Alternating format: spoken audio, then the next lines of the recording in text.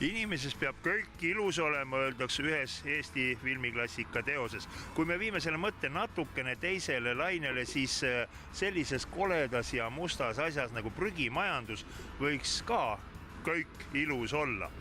Võtame huviorbiiti süvamahutid. Kui tavapärane pilt praegu on see, et majade ees on suured 4-5 kuupmeetrised metallkonteinerid, siis inimesed üha rohkem hindavad, et maja esine oleks ilus, oleks puhas. Ja maailmas üha rohkem jäätmekäitlus kolib maa alla. Miks? Ongi just see põhjus, et maja esit oleks ilus.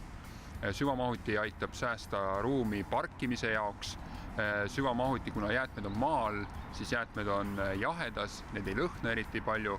Need on mitu korda suuremad, et siin maa peal on tõesti meetrine osa, aga seal maa all on veel sõltuvalt suurusest 2-3 meetrit seda nii-öelda prügikogumisvahendit. Ja see tegelikult mahutab rohkem kui kõige suuremad sellised tänased olmejäätmete metallkonteinerid. Ehk tegelikult auto hakkab käima harvem ja selle võrra ka tegelikult prügiveokulud jäävad väiksemaks. Korteriühistud, kortermajad üldiselt tahaksid nagu oma prügikonteineri hoida endale, et kõik ümberkaudsed majad ei puistaks sinna sisse, sest maksame me ju ise. Kas see on lukustatav ka? Ja, see on lukustatav ja veelgi enam, et kuna need jäätmed on maal, siis ta ei ole absoluutselt atraktiivne loomadele, lindudele ega ka tegelikult kodututele. Kuidas selle paigaldamisega on? Ta läheb ikkagi suht sügavale sinna maa alla, linn on risti-rästi, igasuguseid süsteeme, trasse täis, eeluuringu teete teie siis ära? Siin tulevad appi nii-öelda projekteerimisbürood, et tõepoolest, et päris seda nii-öelda ise teha ei tohi, et tuleb mõõte pähe ja kaevan augu valmis, et siin on tõepoolest vaja vaadata, kus asuvad trassid.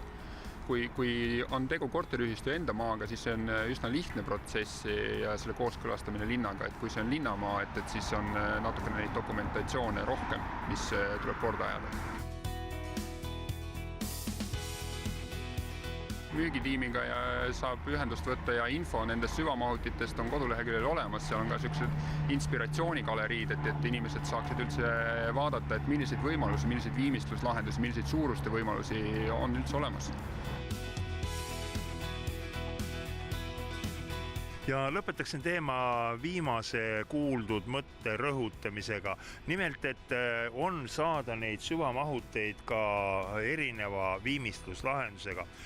See tähendab seda, et kui korteriühistu tõepoolest on panustanud oma majale, on panustanud oma maja ümbrusele, laste mänguplatsidele, siis see viimane panus või eelviimane võiks tõepoolest olla prügimajandusele panustamine, sellepärast nii nagu ma lugu alustasin, ka prügimajandus võiks ilus välja näha.